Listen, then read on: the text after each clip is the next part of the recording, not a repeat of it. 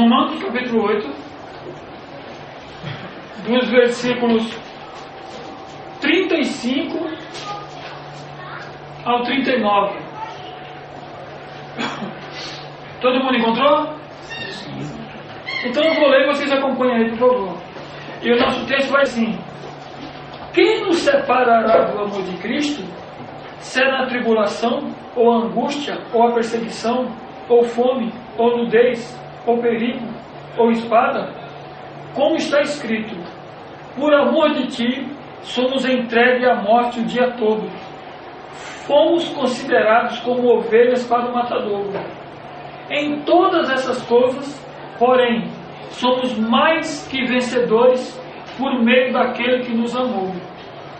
Porque eu estou bem certo de que nem a morte, nem a vida, nem os anjos, nem os principados, nem as coisas do presente, nem as do porvir, nem os poderes, nem a altura, nem a profundidade, nem qualquer outra criatura poderá separar-nos do amor de Deus que está em Cristo Jesus, nosso Senhor.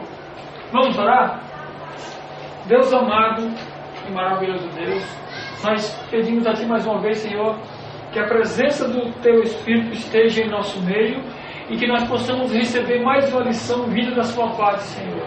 Pedimos que o Senhor nos ajude aqui, porque nós enfrentamos dias maus, mas nós também temos confiança no Seu Filho unigênito que está aqui para nos proteger, Senhor. Ajuda-nos, nos fortalecendo, nos fazendo perseverar em meio às dificuldades que se levantam, aos obstáculos que se colocam no nosso caminho, mas para que a Tua palavra se cumpra, dizendo que nós já somos mais do que vencedores por aquele que nos amou. Obrigado, Senhor, por ter entregue o Seu Filho em nosso lugar, para morrer uma morte de cruz, que era o que nós merecíamos. Obrigado, Pai, por tão grande e sublime ação que nós jamais teremos condições de pagar. Pedimos que o Senhor também nos dê a capacidade aqui da compreensão da Tua palavra, Senhor, para que possamos colocar ela em nossos dias e que possamos também transmiti-la àquele que nos ouve. Perdoa os nossos pecados, as nossas falhas. Essa é a nossa oração, no nome do Seu Filho amado Jesus Cristo. Amém. Amém. Muito bem. Quando nós vemos o apóstolo Paulo escrever uma carta aos cristãos em Roma, o apóstolo Paulo, ele já está prevendo acontecimentos futuros. O apóstolo Paulo tem consciência do preço do discipulado. Ele não é alguém que está assim, que se envolveu, que está se envolvendo num evangelho mentiroso, num evangelho frajuta, num evangelho que pinta uma situação não existente e que diz que a vida das pessoas irão mudar, mas irão mudar secularmente, irão mudar financeiramente. Não. O apóstolo Paulo sabe que o que vai mudar na vida daquelas pessoas que estão se rendendo a Cristo Jesus é uma nova religião que está surgindo. O cristianismo, quando ele começa a ser pregado no primeiro século, ele é uma novidade. É uma nova religião, tanto que os seus escritos eles vão ser produzidos a partir do ano 50 depois de Cristo. É que as coisas vão começar a ser escritas. Jesus ele morre aproximadamente no ano 33, 34, e os apóstolos começam a pregar e ensinar o Evangelho, mas eles vão morrendo. Então é visto a necessidade de deixar a mensagem escrita.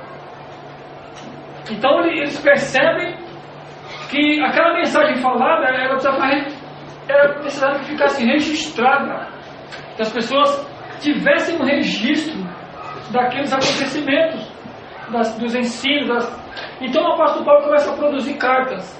Veja que, eu já falei para alguns aqui, mas não é mal repetir isso, nós temos no Novo Testamento uma sequência começada pelos evangelhos, Mateus, Marcos, Lucas, João, Atos, mas a Bíblia não começa sendo escrita por aí. Não. O primeiro livro escrito é 1 Tessalonicenses, que é escrito mais ou menos no ano 50, 51 depois de Cristo. Então, quando o apóstolo Paulo está produzindo as cartas, os evangelhos não foram escritos ainda. Não está em ordem cronológica na Bíblia. Então, quando eles começam a pregar e a ensinar, um morre aqui, o outro é martirizado ali, e eles percebem a necessidade de, tem que escrever, para que fique o registro, para que leiam publicamente isso aqui nas sinagogas, nos templos que ainda existem no primeiro século, e que a mensagem se espalhe pelo mundo inteiro. Então a mensagem ela vai se espalhar para o Ocidente, ela vai sair do Oriente para o Ocidente, ela começa em Jerusalém. Mas ela, como Paulo é um missionário, é um apóstolo que viaja levando as boas novas de Cristo, ele vai para a Europa, Roma é Europa, Itália, Europa. Então ele envia uma carta, não é ele que funda a igreja lá, talvez seja uma pessoa chamada Félix. Você vai encontrar essa Félix no capítulo 16 de Romanos. Vai estar lá Paulo falando dela. Mas quando ele escreve essa carta, ele vai estar exatamente nesse capítulo aqui que nós vamos trabalhar um pouco agora. Ele vai trazer uma palavra de encorajamento. Ele não vai iludir os crentes a quem ele está se dirigindo de maneira escrita, por carta. Então, ele já vem falando bastante coisas. Quem lê Romanos acaba se enriquecendo mesmo, porque Romanos é um evangelho completo. Fala de tudo. Da criação, do pecado, redenção, sacrifício, morte, ressurreição, segunda vida. Fala de tudo. Romanos é completo. Romanos foi o livro usado pela Reforma. Calvino, Lutero, foi o livro que Martinho Lutero descobriu uma salvação pela graça no livro de Romanos. Até então a Igreja Católica enganava. Tinha que fazer penitência, tinha que pagar indulgência, tinha que fazer 1001 coisas para conquistar a salvação. O apóstolo Paulo, Martinho Lutero, lendo, ele descobre que a salvação é tão somente pela graça mediante a fé. Então, voltando, o apóstolo Paulo vai encorajar os seus irmãos em Cristo que estão lá em Roma. E é em Roma que se segue a perseguição. A perseguição ela começa em Jerusalém, quando a mensagem não é aceita, quando a mensagem não é recebida. Os primeiros perseguidores dos cristãos são os judeus. Paulo sofreu muito na mão dos judeus, muito. O diabo usou muitos judeus para oprimir os cristãos. É triste esse relato, mas está nas Escrituras. Ele foi muito perseguido, quase morreu na mão de judeus, que eram os receptáculos da verdade. Eles teriam que ser os proclamadores da verdade para o mundo. Tanto que em João 4, Jesus vai dizer para a mulher samaritana: a salvação vem dos judeus, porque Jesus é judeu. E quando ele está escrevendo para essa igreja de Roma, ele vai falar das provas, das duras situações que virá. Ele vai dizer assim: vocês aceitam Jesus, que a vida de vocês vai ser uma bênção.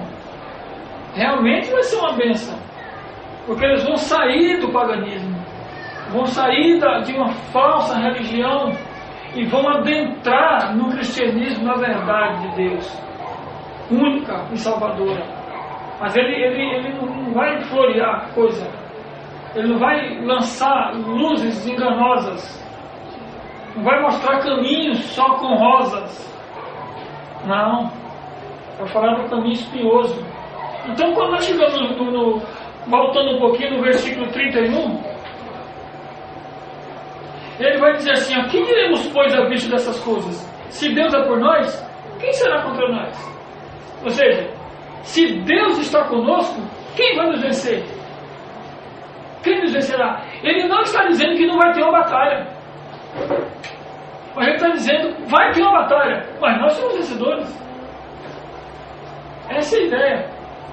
Se Deus é por nós, quem será contra nós? Ou seja, se Deus está com você, quem pode prevalecer contra você? Essa é a ideia. Não é se Deus é por nós, quem será contra nós? Isso não quer dizer que ninguém vai se levantar contra você.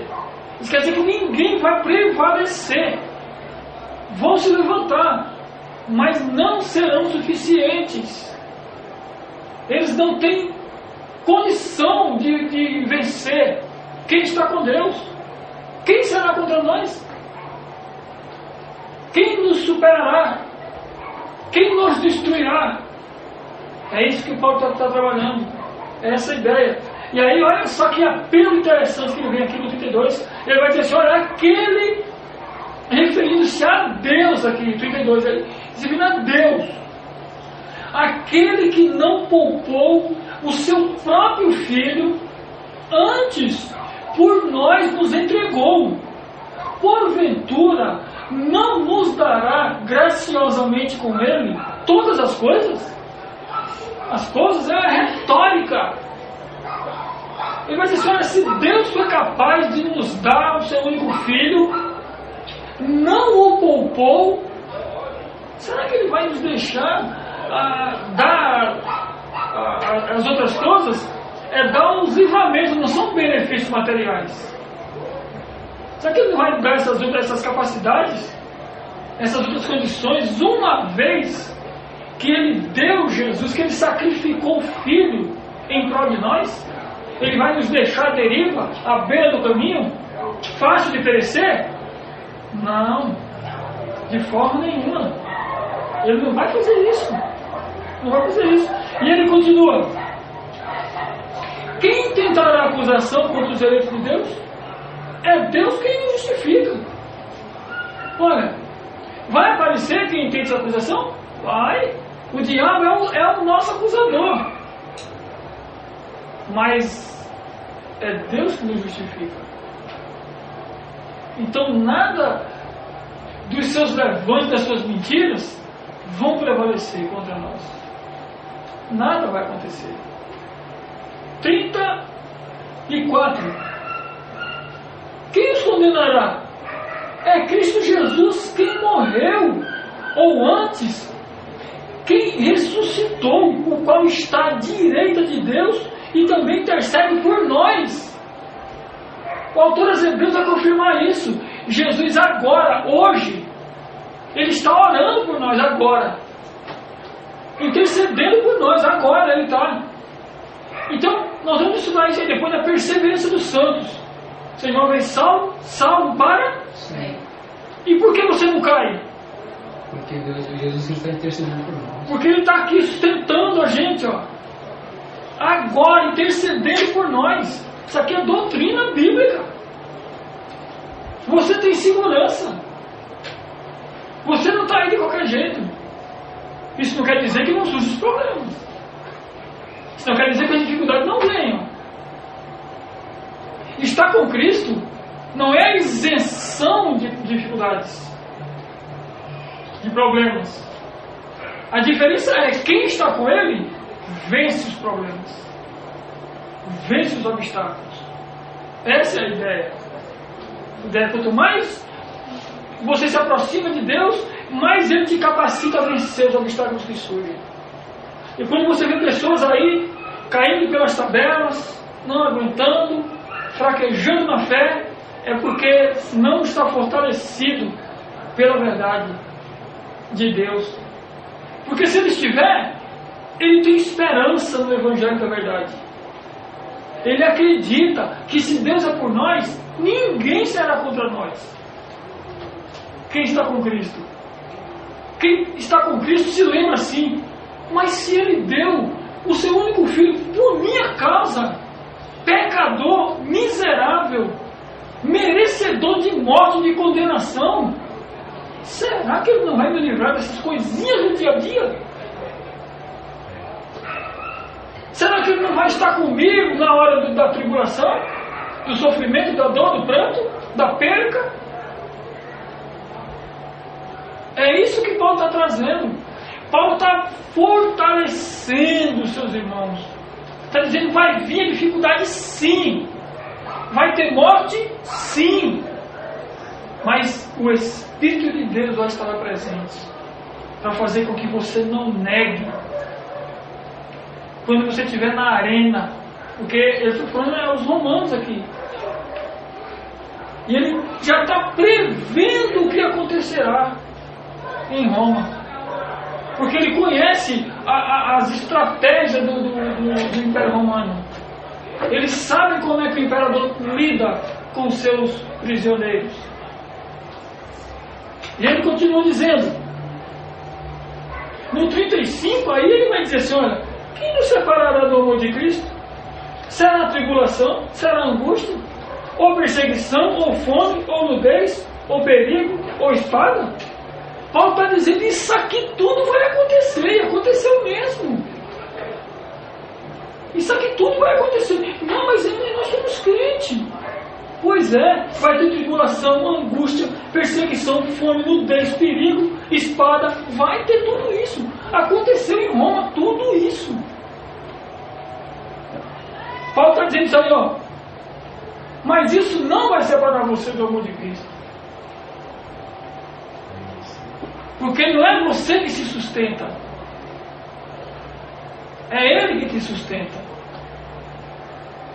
Não é você que está pegado no amor de Deus, é Ele que está pegado na sua. Se você tiver pego em alguma coisa, você pode soltar e escapar. Mas se tiver alguém pego na sua, é outra história. Tem que saber analisar essas coisas aí. Perceba que Paulo está deixando bem claro, colocando as possibilidades. Será a perseguição que vai separar você do amor de Cristo? Será a fome? Será o perigo? Será a nudez? Será a espada? Será a perseguição? Ele não está dizendo assim: não, vocês aceitaram Jesus como Salvador, nada disso vai acontecer com vocês. Não. Ele está dizendo que essas coisas não vão separar. E no 36 ele confirma. No 36 ele vai fazer uma reprodução do Salmo 44, versículo 22, que está escrito assim, ó, como está escrito 36: por amor de ti somos entregues à morte o dia todo, fomos considerados como ovelhas para o matadouro. Olha, entregues à morte o dia todo,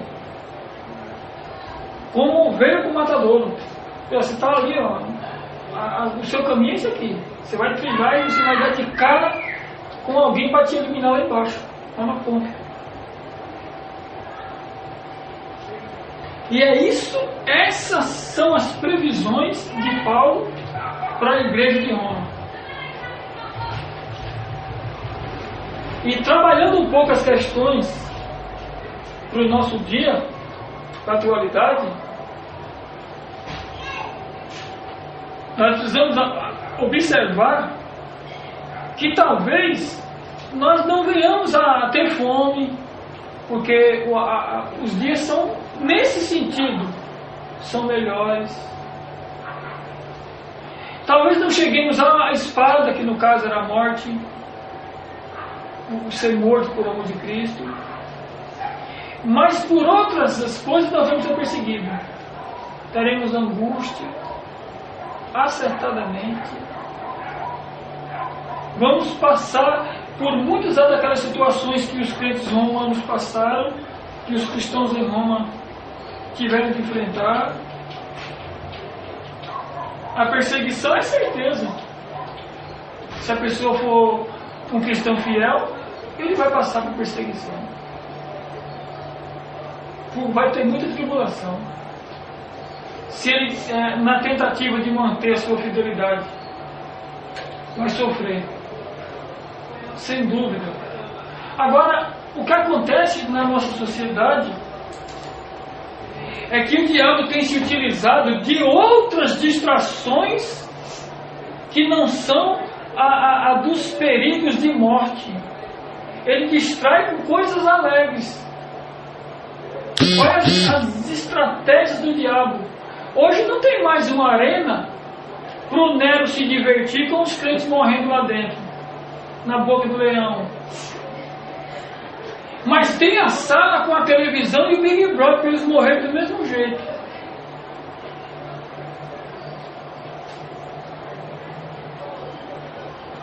Tem a fazenda para a pessoa se divertir assistindo também. Tem o carnaval, que vai trazer bastante distração e alegria para esses corações impenitentes. Então são todas estratégias do diabo. Veja que o diabo no começo, ele sabia que o reino de Jesus Cristo estava sendo implantado. Então ele bola assim: um reino só subsiste se tiver rei e súditos. Vou matar o rei, vou vencer o rei. E ele fez muitas tentativas para desmoralizar Jesus. Vou destruir o rei. Como finalmente Jesus deu um brado de vitória na cruz, sua morte não foi uma derrota, foi grande vitória. O diabo não tinha mais acesso a tentar Jesus. Ele falou: pois agora eu vou destruir os súditos, porque fica sem rei do mesmo jeito. E aí começou a matar os crentes. Todas estratégias diabólicas. E aí ele começou em Roma a matar os crentes através de Nero e de outros imperadores que vieram depois, mais sangrento do que Nero ainda, com muita maldade. Mas o apóstolo Paulo alertou sobre todas essas coisas. E depois que ele vai trabalhar através da carta a mentalidade daquelas pessoas que estavam ouvindo ele, porque aquelas pessoas, elas precisavam realmente de um consolo. Elas precisavam de um selo de garantia. Elas precisavam de um carimbo de certificação de que tudo ia dar certo. E Paulo sabe disso. Paulo sabe que sem uma confiança plena, sem uma confiança verdadeira em Jesus Cristo, os crentes não vão subsistir. Eles não vão aguentar a chacoalhada. Ele tem isso em mente. Por isso que as cartas, assim como os demais livros, são inspirados por Deus. Não era a vontade de Paulo predominando. Não. Era a vontade de Deus de livrar aquelas pessoas. De dizer: eles são os meus filhos e eu vou protegê-los. Você percebe que no primeiro século, no segundo e no terceiro lá em Roma, a proteção não é proteção física. Às vezes a pessoa acha que ele é protegido só se ele nunca for assaltado no caminho do trabalho. Então Deus está protegendo. Se ele for assaltado, Deus não protegeu coisa nenhuma. Mas ele foi assaltado e o ladrão nem cogitou em atirar nele, porque Deus o protegeu. Mas a pessoa não consegue enxergar isso.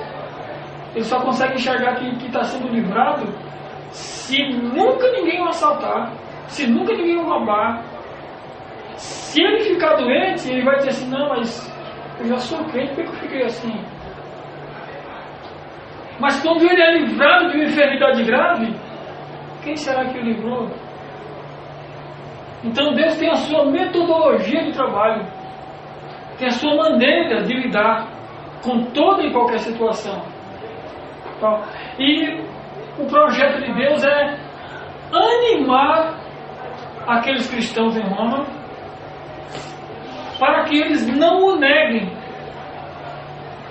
Porque a ideia do imperador nem era que os crentes morressem lá. O esquema não era esse.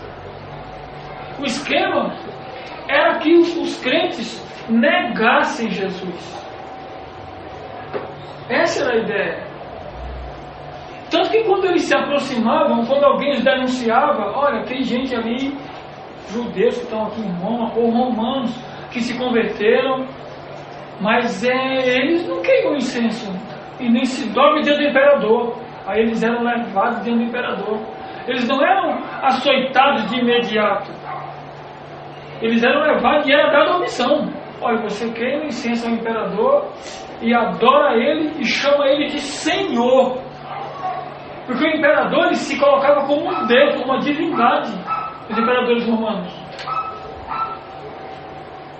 E a ideia de Paulo trazer essa carta é para fortalecer os crentes e os crentes dizerem: não, Jesus Cristo é o Senhor. Essa era a ideia, de negar o imperador e não a Jesus Cristo. Mas para isso é necessário que eles estivessem fortalecidos. E o objetivo da carta é essa. Por isso que a palavra de Deus fortalece. Quando os crentes em Roma, muitos que tinham sido convertidos, mas não tinham tido contato direto com Paulo, não tinham tido contato com os apóstolos, nem tinham ouvido e nem ouvido Jesus Cristo, agora eles iriam ouvir que tinha alguém dizendo que surgiu um homem que morreu para salvá-los. E que em espírito agora estaria presente, não deixando com que eles fraquejassem, que eles podiam não abrir mão daquilo, que herdariam a vida eterna. E isso fortaleceu eles. Isso fortaleceu profundamente eles, a ponto de no 37 Paulo dizer assim, em todas essas coisas, porém, somos mais que vencedores por meio daquele que nos amou. Em todas essas coisas em meio à perseguição, à fome, à dor, a perigo, à nudez, à espada, em todas essas coisas, Paulo está dizendo, nós somos mais do que vencedores. Então, o que fica bem claro é que ser vencedor, naquela época, não era ter a melhor carruagem, não era não ser perseguido, não era ter uma vida regalada, sem problemas nenhum. Não. Ser mais do que vencedores era, por meio do trabalho de Jesus Cristo, você padecer os sofrimentos e as dores e não negar. Isso é ser vencedor. Hoje não. Hoje o vencedor é o que está comprando o segundo carro zero. É o cara que está na igreja e ainda está humilhando os irmãos. Mano, eu estou comprando a segunda empresa, enquanto o rapaz lá embaixo tem um desempregado lá na frente dele. E ele está humilhando a pessoa, contando aquela vantagem, achando que aquilo é um bem. Então ele se acha vencedor. E muitos desses não têm tempo de dar atenção para a Bíblia. Porque domingo de manhã ele tem que lavar o carro zero dele, é claro. Vai fazer o que escola dominical? E depois tem que levar na oficina, depois de lavado. E essas coisas vão tomando conta da pessoa. Ele vai sendo distraído agora por essas maravilhas, entre aspas, que tem aí secularizadas. E vai negando o Salvador por meio dessas coisas. Agora talvez não tenha mais perseguição, não tenha mais perigo.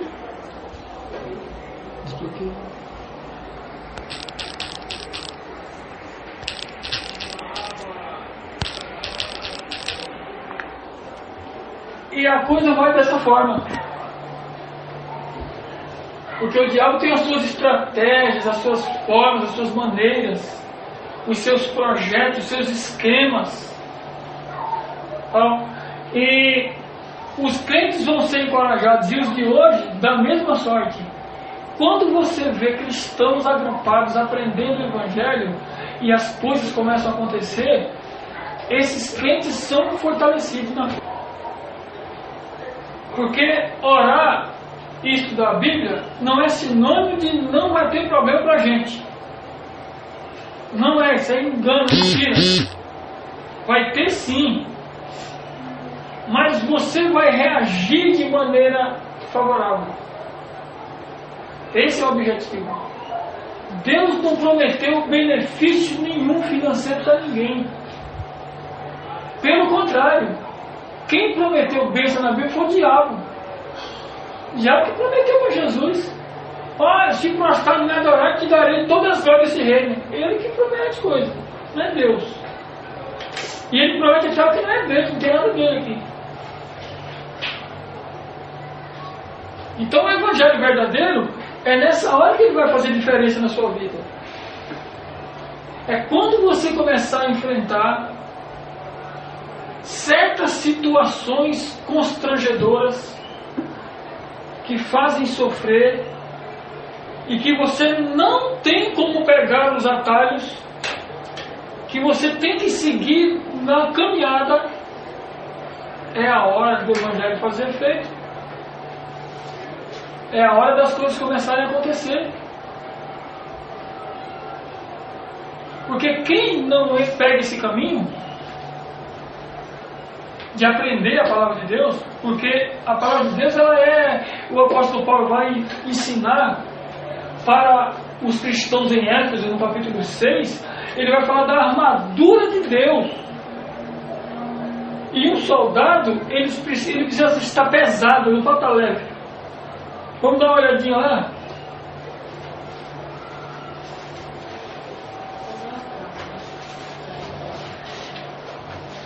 Segundo Coríntios, Gálatas e Efésios, capítulo 6,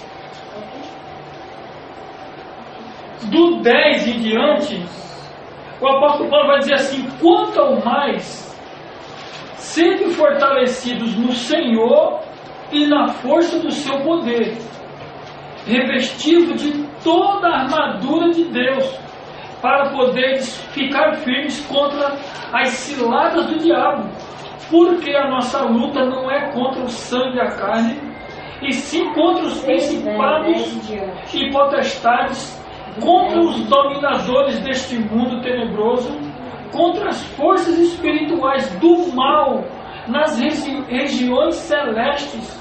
Portanto, tomai toda a armadura de Deus, para que possais resistir no dia mau, e depois de teres vencido tudo, permanecer inabaláveis. Estais, pois, firmes, cingindo-vos com a verdade e vestindo-vos com a couraça da justiça, calçai os pés com a preparação do Evangelho da paz, embraçando sempre o escudo da fé, com o qual podereis apagar todos os dados inflamados do maligno. Tomai também o capacete da salvação e a espada do Espírito, que é a palavra de Deus, com toda a oração e súplica, orando em todo o tempo no Espírito, e para isto vigiando com toda perseverança e súplica por todos os santos. Olha, isso aqui é um fenômeno o que Paulo está ensinando aqui. Paulo está se lembrando aqui da armadura romana. É disso que ele está falando. Mas ele começa dizendo assim no 10. Quanto ao mais, porque ele já disse bastante coisa e está querendo finalizar a carta aqui. Sempre que você vê assim, entretanto, ou então portanto, ou quanto ao mais, sempre essas palavras é com base no que anteriormente ele já tem colocado. E ele continua: quanto ao mais, sede fortalecidos aonde? No Senhor e na força do seu poder. Não é ser fortalecido na sua conta do Itaú, cheio de fortalecido na irmã que revela tudo ali na esquina. Seja fortalecido no emprego bom que você tem. Não. Isso não vai sustentar você quando chegar o dia mau. Nada disso. Sejam fortalecidos no Senhor e na força do seu poder. E aí vem a indicação, o imperativo: revestivos de toda a armadura de Deus. Para quê? Para poder ficar firmes contra as ciladas do diabo. Então terão ciladas. Então vai ter cilada. Aí eu estou dizendo, fique firme. Revista-se com toda a armadura de Deus. Porque o diabo vai armar as ciladas. Ele vai trabalhar para isso. Aí a gente se remete lá para Roma. O diabo já estava armando. Mas quando o diabo começa a se levantar, Jesus já está de pé. Porque Ele é o Rei dos Reis e Senhor dos Senhores. Ele já está preparado para a batalha. E Ele quer fortalecer os seus soldados. E o apóstolo Paulo continua assim: porque a nossa luta não é contra o sangue e a carne, e sim contra os principados. Olha contra quem é? E sim contra os principados e potestades, contra os dominadores deste mundo tenebroso, contra as forças espirituais do mal nas regiões celestes. Olha contra quem é. Ele está dizendo a sua luta não é contra a sua mãe, que não sabe lidar com essas situações. É com o que está por trás dela. É com as forças que dominam a mente dela e faz com que ela não compreenda. Porque Paulo vai dizer em 2 Coríntios 4,4, ele vai dizer: nos faz o Deus desse século cegou o entendimento dos incrédulos. Então uma pessoa com entendimento cego, embotado, ela vai se posicionar contra a verdade de Deus. É o que tem por trás dela. E Paulo diz: a sua força, a sua luta não é contra as pessoas, contra a carne do sangue. São contra poderes espirituais. São contra as forças do mal. São contra principados e potestades que habitam nas regiões celestes. Nós falamos aqui da guerra, já falamos da guerra que tem espiritual lá em cima, você não vê. E é disso que ele está dizendo. É isso que ele está falando. É isso que ele está deixando claro. E ele continua. Aí vem a ideia do 13. Portanto, ou seja, de novo, portanto, é o mesmo que quanto ao mais tal, tomai toda a armadura de Deus. Para que objetivo? Para que possais resistir no dia mau. E depois de teres vencido tudo, permanecer inabaláveis. Olha que coisa interessante. Primeiro, você precisa tomar toda a armadura de Deus. Depois nós vamos narrar o que é. O objetivo é para poder resistir. É para poder ficar firme no dia mau. E outra coisa que ele vai deixar claro: e depois de ter vencido, não vacila não, permaneça inabalável. Fique numa posição em que sempre o diabo vai te encontrar alerta. Essa é a ideia. Esse é mais ou menos o objetivo de Paulo, incutir na mente dos crentes naquela época. É mais ou menos isso. No 15, aí ele vai começar a trazer aquela narrativa do que é a armadura. Ele vai dizer assim, Você leu 14. 14? Sim, 14. Estais, pois, firmes, cingindo-vos com a verdade, vestindo-vos da couraça da justiça. Olha só, o soldado romano, ele se vestia como uma túnica até a cintura, revestida, um latão assim, que fazia com que lanças não entrassem nele, os inimigos. Essa era a ideia. 15. Calçai os pés com a preparação do Evangelho da Paz. Ele precisava estar de botas resistentes para proteger os pés. Ele não está descalço no meio da batalha. De jeito nenhum. Essa é a ideia que ele traz. 16. Embraçando sempre o escudo da fé. Imagina um soldado sem escudo. Que risco ele não estaria correndo campo de batalha. Com o qual podereis apagar todos os dardos inflamados do maligno. No caso, eram as flechas. Que Paulo está se lembrando. Essa é a ideia. 17. Tomai também o capacete da salvação e a espada do Espírito, que é a palavra de Deus. O capacete, o que reveste o capacete? É o revestimento da mente para que as ideias do diabo não penetrem. Essa é a ideia. O soldado com capacete poderia até tomar uma flechada na cabeça, mas ela não chegaria diretamente na cabeça dele, porque tinha uma proteção. E quando o crente está com a mente imbuída da verdade, carregado da palavra de Deus de verdade, as ideias ruins não penetram na sua mente. Elas vêm, mas elas encontram, elas rebatem, porque a verdade toma conta. E o diabo não consegue penetrar esse campo. Ele não consegue inflamar você com ideias ruins, com ideias errôneas, com as condições dele torcer, dizer: você está fracassado, você está perdido, pula do prédio e fica tudo certo, você morre, acaba o problema, te joga debaixo do carro. Essas ideias não entram na cabeça de crente que estuda a Bíblia e que ora. Não entra, porque tem um capacete para proteger. 18. Com toda oração e súplica. Olha, orando quando? De vez em quando? Não. Em todo o tempo.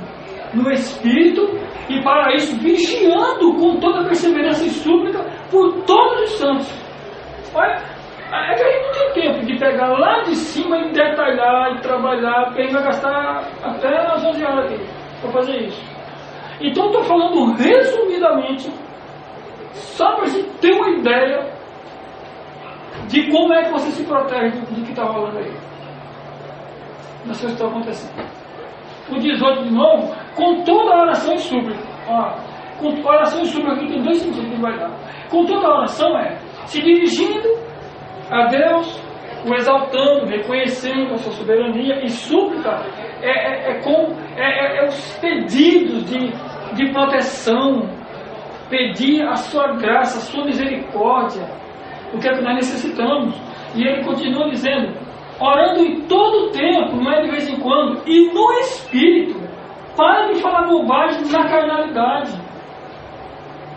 E depois disso, vigiando. Porque não adianta orar e não ter vigilância nenhuma. Não resolve nada. Por isso que ele vai falar em outros casos, vigiar e orar. Ele vai para o primeiro vigiar em outros casos. Não adianta orar e daqui a pouco fica vacilando, fazendo coisa que não tem nada a ver. Fica perdido a situação. Com toda perseverança, a ideia de ontem, né? E súplica por quem? Por mim?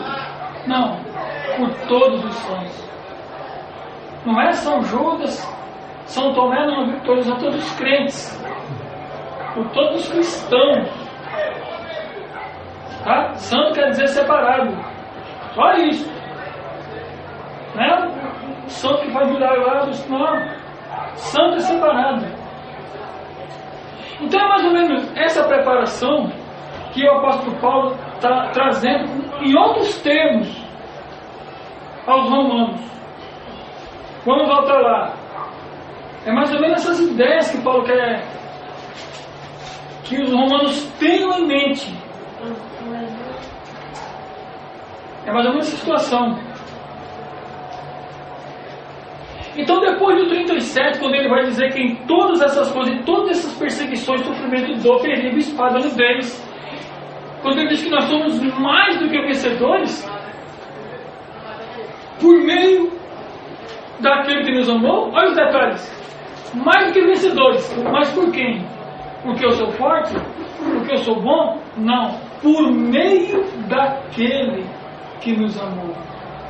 Eu sou vencedor porque Jesus venceu. É por isso que você é vencedor. Porque Ele venceu por você. Essa é a ideia. Ó. E aí ele termina assim. Esse aqui é o clássico texto para se utilizar na perseverança dos santos. Para você provar que alguém que Deus elegeu na eternidade, chamou, predestinou também na eternidade, chamou no presente, justificou no presente e vai glorificar no futuro, não pode perder a salvação. E aí ele deixa claro aqui, ó, 38 e 39. Porque eu estou bem certo de que nem a morte, nem a vida, nem os anjos, nem os principados, nem as coisas do presente, nem do porvir, nem dos poderes, nem a altura, nem a profundidade, nem qualquer outra criatura poderá separar-nos do amor de Deus que está em Cristo Jesus, nosso Senhor. Nada dessas coisas pode tirar você de uma aliança que Jesus Cristo fez com o seu sangue. Nada pode quebrar essa aliança. Nada e nem ninguém. Porque quem está em Cristo verdadeiramente vai passar por perigo, perseguição, fome, espada, nudez, mas vai permanecer. Vai ficar firme. Paulo fala lá, depois de ter feito tudo isso, permanecei firmes. Para ficar firme. Independente do vendaval que está se levantando. Independente da velocidade do vento que está soprando. Independente da quantidade dos gigantes que se levantam. Mas é Jesus quem garante. Não é Paulo que garante. É Jesus que garante que nós somos vencedores por meio daquele que nos amou.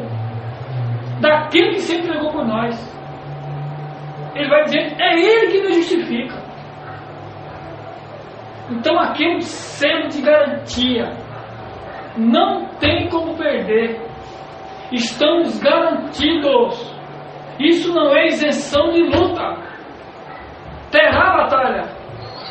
Mas já está escrito que nós somos os vencedores. E foi isso que deu suporte para os crentes romanos perseverarem na arena. Quando ia tanto o pai quanto a mulher e os filhos pequenos para morrer devorado por leões famintos, tigres, lobos, vaca louca, eles soltavam na arena com mulheres grávidas lá, velhos, doentes, crianças, aleijados na arena e os animais os devorando. E eles permaneceram. Depois eu vou mostrar um vídeo para vocês aí, que o Juninho já viu esse vídeo. Dá para chorar aquele vídeo não? Muito forte. Bacana? Não vejo não. Vocês têm que ver aqui.